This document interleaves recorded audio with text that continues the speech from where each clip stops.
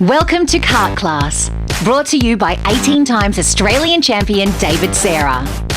Kart Class strives to give kart racing drivers the fundamental driving skills, kart setup, and the mindset required to take you from beginner to winner.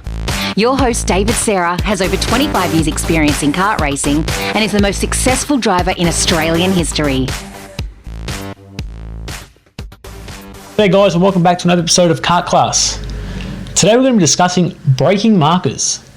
So when we're looking towards braking markers, some of the kids or some of the parents are listening go, you don't want to use the brakes too much because that's going to slow you down. It's actually the opposite, because the drivers that can use the brakes to the best of their ability, they're the ones who can stay on the accelerator for as long as possible, where they can actually be flat out for longer time. So it's a very important factor in regards to getting our markers right, so we can really maximize the entry to the corners as well. So first of all, what is a braking marker? Now, it can differ from a tyre barrier in some instances. It could be a flag point. It could be, I'm just trying to think, it could be a magnetic strip along the track, like sometimes you've got those black lines across the track. It could be some painted markings on the track. That's what you've got to try and sense as a braking marker. Now, when you're starting out, your braking markers could be, quite a large marker. It could be, like I said, the tyre barriers. And then as you're progressing through and you're sort of getting more experience and things are starting to slow down on the way into the corners, then those markers start to really get a lot smaller, because you're trying to push the boundaries that little bit further than everyone else that you're racing against. So then you start to look at cracks in the track and little cutouts where drivers have continually hit that spot over and over as well. So again, your braking marker is going to be determined to how much speed you're traveling into the corner.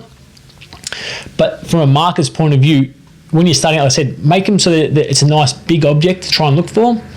Never try and make it so it's a shadow, because as the day goes on, then your marker changes, and that's when you can actually get into a lot of mistakes as well. So I try and tell the drivers that I coach, again, to start off with, try and make them quite a larger section, but don't go towards the shadow.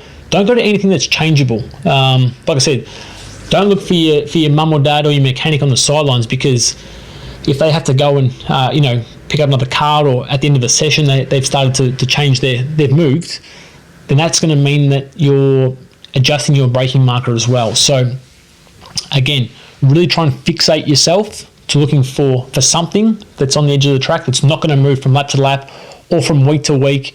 So if you do travel there a month later for a race event, that you know that at that particular braking marker, that particular tyre barrier, or that particular start line, wherever it may be, that gives that indication to your brain, that's where I've got to hit the brakes.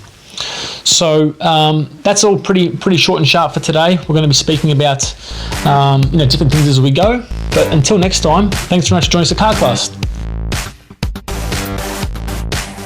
If you've enjoyed today's episode and want to learn more about your kart racing, be sure to check out kartclass.com.au for driving courses catered to all skill levels.